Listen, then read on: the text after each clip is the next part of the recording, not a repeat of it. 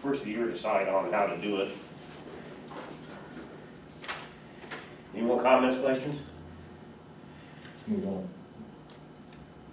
How do, okay, we did that one. How to proceed with the 2021 meeting minutes, we just discussed that. Vendor, township meetings, we just talked about that. Okay, acceptance of the 2020 Jefferson Township permanent budget.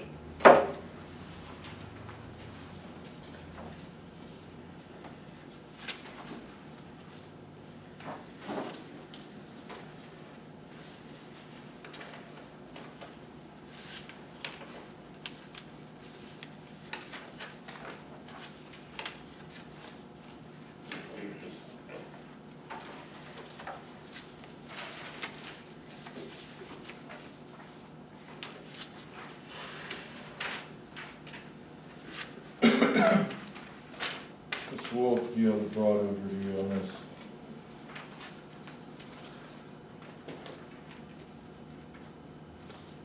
As we met, all of us trustees and fiscal officer met in 3 different meetings for the 3 different departments and one, combination departments.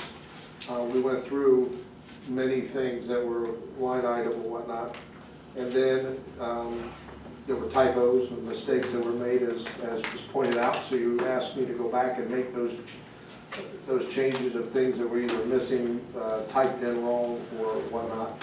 I re-met with the fire chief and spent about 3 hours with him to make sure that this is the budget that he wanted to bring forward.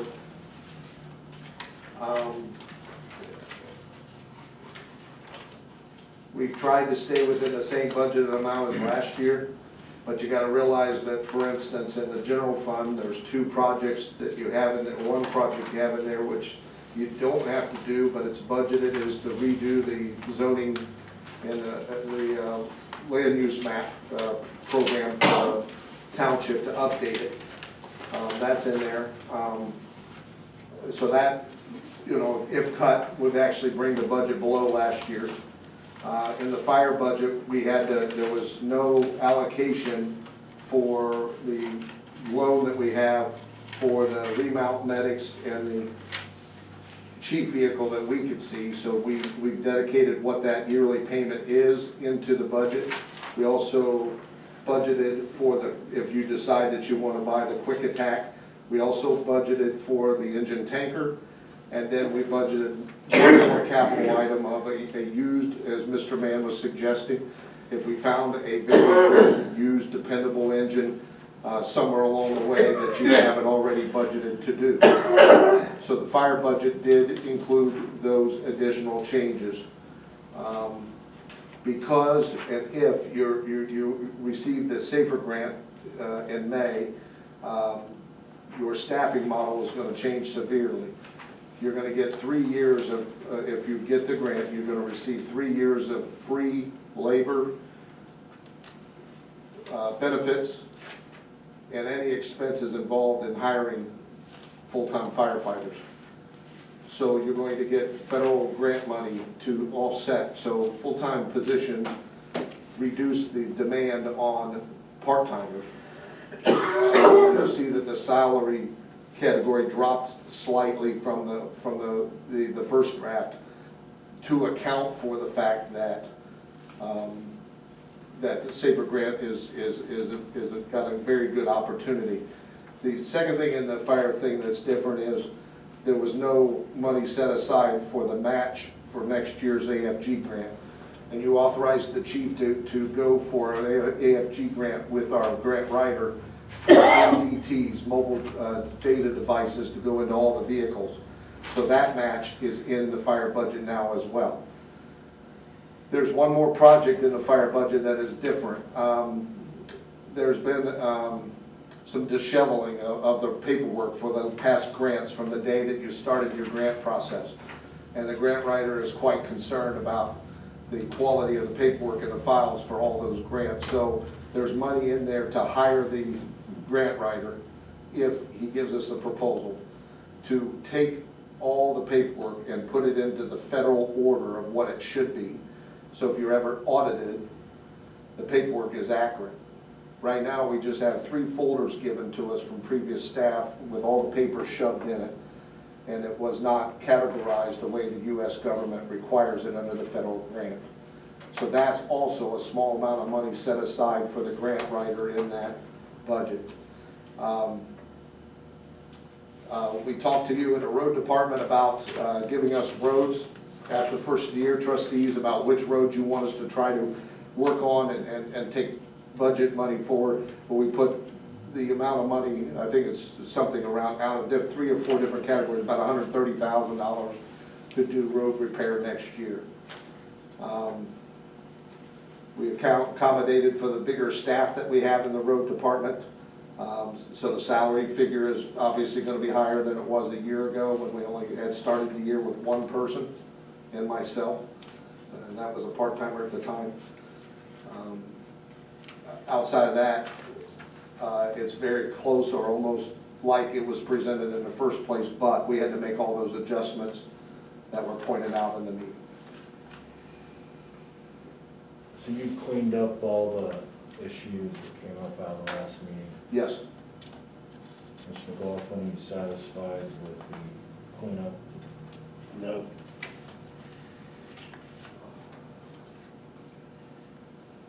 So, Mr. Wolf, I see you added several items, or you and the fire chief added several items. We talked about the one quick attack engine. But is this capital lease purchase, capital loan, Republic Bank? Is No, that's the loan that the township has for the remounts, the double remount loan, and the fire chief's car. Okay, so that's a 5-year loan, and it's $76,660 per year, Okay, and you only have 35 of it.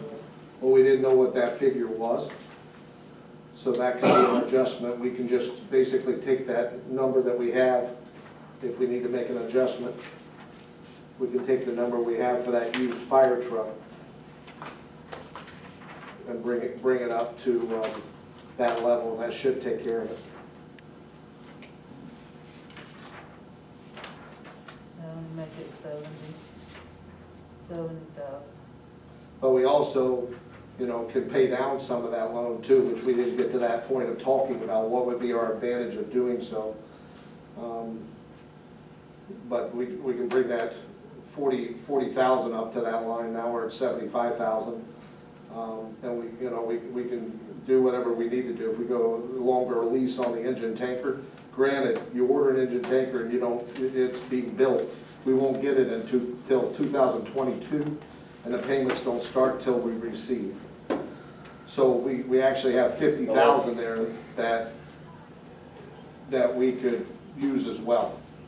So it's just a matter of a line. I'm in a meeting, council meeting, can I, what do you, what I kind of? didn't hear the last comment, I'm sorry. I'm sorry. Did you say something to me? Yeah, I said that there's plenty of money there to cover that Okay. capital leasing and I just want, but I want you to be aware of that number. Yep. So we'll have to make that adjustment when we put that spreadsheet together.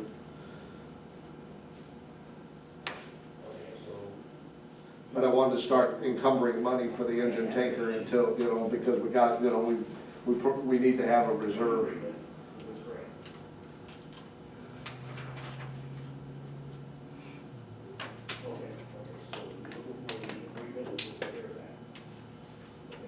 What do we have? Let me ask this question.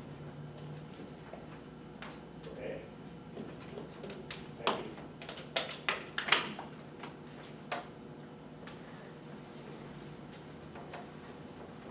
So I had several phone calls, there's something we need to talk about there. I had several phone calls there, this number keeps calling me. And it's a lady from the CARES Act. How she got my number, I'm not sure, but evidently she's looking for the return of our grant application. Does anybody know anything about that? Why she's calling my number about that?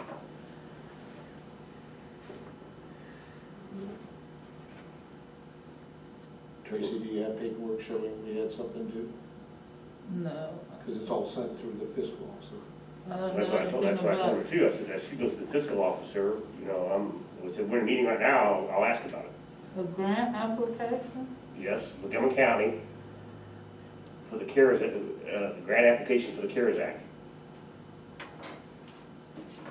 I did get an email about that today.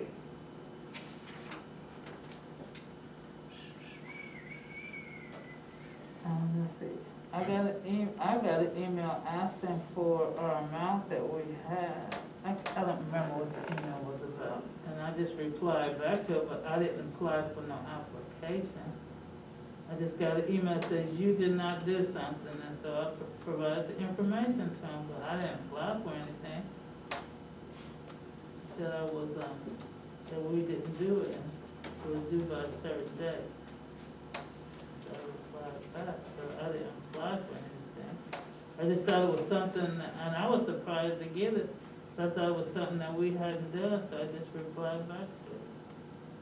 So I didn't fill no application out. I didn't fill any application out. Okay, so notification, nobody else got this? What does it say? What does the email say? Notification of delinquent CRF funding requirements. Hello. Yeah, that's the email I got, and I replied back to it. That's the only thing I did. It says we needed something, I replied back to it. Okay. But I didn't know what that, I didn't know. I thought somebody had given my name and I had to provide the information. I was trying to find out what date was that on? Monday the 7th. Let me try to find my reply back.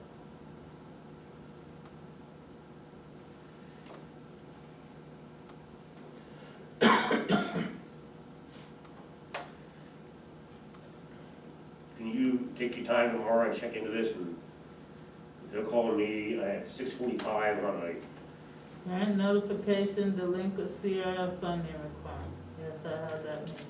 okay, Hello, the Ohio Department of Budget and Management. yes? Indicate your subdivision has not filed. They called me 4 times, so I think I've I forgotten mean, what what it did says. she want? I filed it and she gave me a reply back and said, thank you. And so I thought it was done with. But what did she ask for? It's Okay, not- I'll call that lady back in the morning and let her repeat what you said. Can I give you your phone number then, Tracy? Have her Yeah. call you? Yeah, my home Okay, phone I'll number, do that. yeah. Okay, so we were talking about, sorry about that Did you interruption, hear guys. me? My home phone number. Huh? You were my home phone number. Okay, I will. Okay, so we were Oh, talking they wanted about, me to, okay, I mailed her the resolution, that's what they wanted me to email. So all I did was mail the resolution, she said, thank you. The resolution can be emailed to the Ohio Grant Partnership and the gaming thing, and I mailed her a copy of the resolution. I didn't know that was applying for anything when I mailed her a resolution. well, I'm gonna call her right back, give us that out, I'm gonna call her and say that we, tell her that, see what kind of response I get. That's it.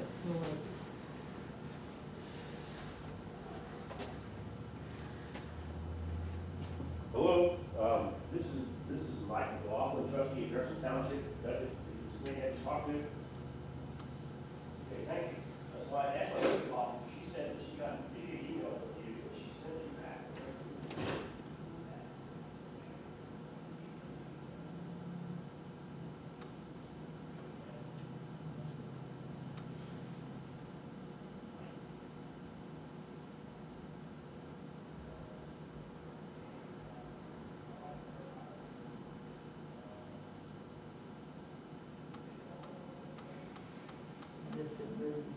Here it is. Good morning. We have received and processed your resolution. Please let us know if you have any questions or concerns. That was the end of it.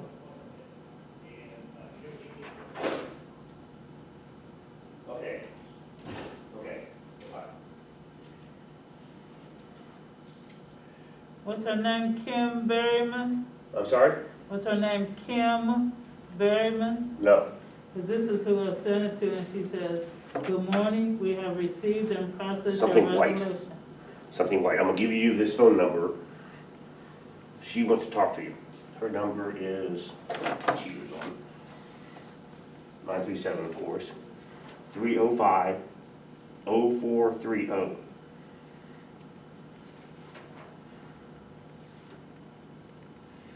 You wanna step out and she's, you wanna, So to me now, I don't have my phone with you can talk to her online if you want. me. Just hit that little button right there, Okay. and it'll go, and do what you gotta do. You don't wanna lose that. Spend all the money, you don't lose any of it.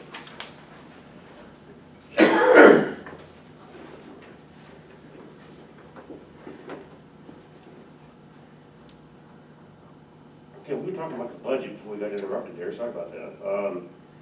I had questions on your revenue status page here. Yeah. I'm looking at the Schedule A produced by Carl Keith's office. It's got a date on it for the year, for next year's, That was what was provided to us by Tracy. which Carl Keith gave to her. Right. And so, for instance, for the general fund, they have 72.9, say 73,000. You've got 84,000. Where did you get your numbers? Because they told us in the meeting just last week that that does not include the property value reevaluations, which they just finished. And Okay. that they are late on getting the appropriations out to us, but every community is taking a rise in their revenue. I believe that. So I only took about 10% and added to it, if that, just to make sure that we had the right amount. So every year, we just have an estimate. You guys in October vote on that budget. Yeah. And then come February, January, they give us, on the hub, they give us the actual values for the year. So we just get an estimate, which basically is what we have for this year, what we have for this year. And that's what we base it on, and like he said, we add a percentage, but the actuals are actually coming in January. And they don't change a whole lot. But if you see there at the left, Mike, on that bracket, we started the year with an estimate of a 109,717.67. I didn't want to over budget because in other words, we're sitting in the dark. We don't know. But we ended up with that number, and so I went with something very conservative. You say conservative, but you add 10% to what the number that Carl Keith gave us. Right, So that sounds like it's in the but if you ballpark. look at the left, last year, 220, we were at 109. Oh, okay, so that's what we actually brought in 2020. Exactly. Okay, gotcha. I follow you.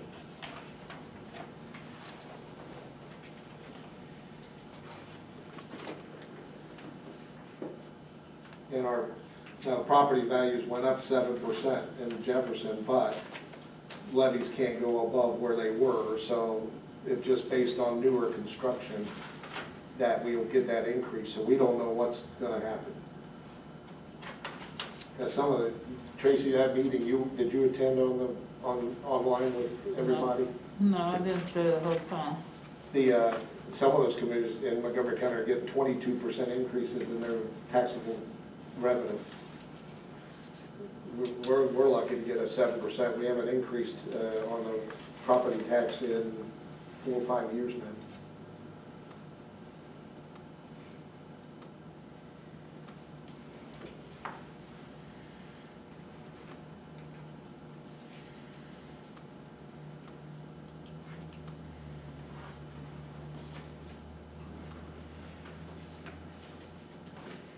So down on the special assessments, we brought in 200,000 in 2020.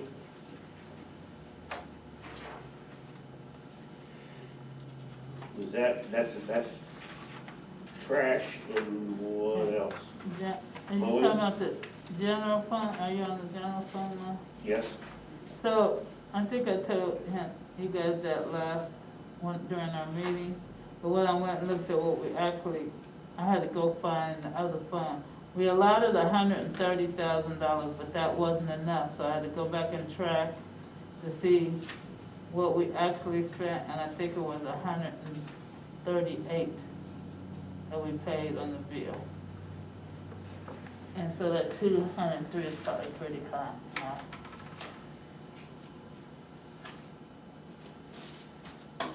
That's what we actually spent on the bill, so. I'm guessing maybe put 145, it's not 203. But we got an estimated bill of 200,000 from the city of Dayton because they went through and cleaned the accounts out and took the delinquent payers out and explained to us that that's what their average, that's what their bill is gonna be in the range of 200 or 220. Is this for 2021 then? Yes, Oh, okay. 2021. Well, I'm just saying we should. So I'm concerned about not budgeting enough money there Right. to cover their bill because Yeah. that situation. So like I said, we only spent like 138 last year, so I don't know that what he just told you. I don't know that, because I'm not involved, but all I can tell you is what we spent last year, and he can tell you the rest. That's what the city of Dayton, because they went through and they threw out all the bad delinquent people, took their cans away. They call them going in the lockout, so they go and get your can. And then they're collecting better collections on the people that haven't paid. So that they're estimating 200 to 210, I'm afraid of being under budgeted like we've been in the past with the trash. So this is what we're gonna spend on the trash? Or is this what should go in the appropriation? Well, we also have our commission that we make off of that, or whatever that account is, so you've got to put that in there as a revenue as well. So that's what I'm saying, so we need to have that amount in the revenue, right? And then we need to have the actual, or kind of a guesstimate on what we're gonna spend. Right, but that's the revenue status Mike's talking about, the report. He's not talking about the expense. Oh, so you're on the revenue, that's what I was wondering if you. Yeah, he was talking off the revenue, starting out at 200,000 and then 220. So that's why it's in the revenue area. I see now, okay.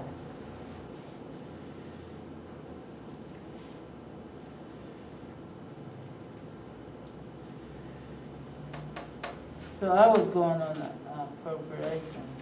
I was looking at the appropriation. We won't spend 203 on the appropriation, will we? We could with the way Okay. they've done, they're telling us that. And then, then we've got our commission on top of it, which, comes in that range about 230. I mean, 30,000 more is what I'm saying. Right. No, I'm okay with the revenue part. I was looking at the appropriation. Oh, That's a big difference. there's no trash bills, I send my check to City of Dayton every year, Right. oh, $200. How exactly are we involved in this when I send money to the City of Dayton? How is this? Years ago, the residents of Jefferson Township voted in a trash district, Yes, not unlike many other communities. So they had a meeting at the high school, invited people to come, blah, blah, Right. blah. And they did it because they couldn't get any trash haulers to bid on their coverage because of the delinquency, blah, blah. in the 90s, I remember that meeting. It was 15 years ago. Yeah, yes, I remember one of that meeting. This is the history that's been given to me by the city with Mr. Stolben, who directs this program. And the idea is you only had one hauler for the entire township. Well, the township and the city engaged together in an agreement where they charge a certain rate, but it also includes an amount that comes back to the township to use anyway, but most of the time it's nuisance mowing, get some dumpsters, whatever you want to call it, but it's in your general fund. So when they collect a certain amount of money, then they assess and they tell you you're going to get a percentage of that money. So there's a small amount that comes back to the township. Any delinquency, then you trustees have to agree, and you've been doing that for the last several years. You have to agree to send the assessment in. Then Tracy sends the assessment in, and it goes on to the county taxes. And then what's collected, the city of Dayton gets. So they're just a hauler like Rumpke would be, or whoever. Otherwise, you have to do your own trash, your own collections. What a major headache, because it's like the lighting district. If you don't collect enough money, the bill is still due. And I don't know what prompted them to really do it. Other communities did it because of that problem. They were worried about, trying to manage the whole thing themselves. And they got out of that business and let a vendor do the billing, the collections, and life is a lot easier for a small community because they can't manage it themselves. That's what's been explained to me. We can bid it out next year if you want to do it, or whenever the bid comes in. You can try that. I've talked to Rumpke and Republic, who are the two major players here. Waste Management has left the residential market. They're pulling out. They're losing all their contracts or pulling out of them, so they're not going to be in the residential. So we're down to two companies right now in the Dayton area besides a city. Now, the city of Dayton just took over the city of Moraine, so they're doing all of Moraine's trash as well. And there's some other areas that Dayton is bidding on now that they may take over as well. So you have two companies that might be willing to bid here. The other thing is Dayton is engaging with you right now to do the pay-as-you-throw next year. It's supposed to happen next year, or this year, and it didn't happen because of COVID, but where they're going to supply 100% of the recyclable containers for every homeowner, and you're gonna start your Recycle Right program. And so you've already engaged with the city, and I'm not saying that's not a reason to go bid, but realize that they're putting some investment in to help raise our recycling numbers. We're on an average right now, we're only on about a 9% for township-wide recycling, we're the lowest in the county. So, I hope that answers your questions. We're about out of time. We haven't covered everything, we need to make a motion to adjourn, we're running out of time. Move to adjourn. Move to adjourn. Motion to adjourn, second. We're adjourned.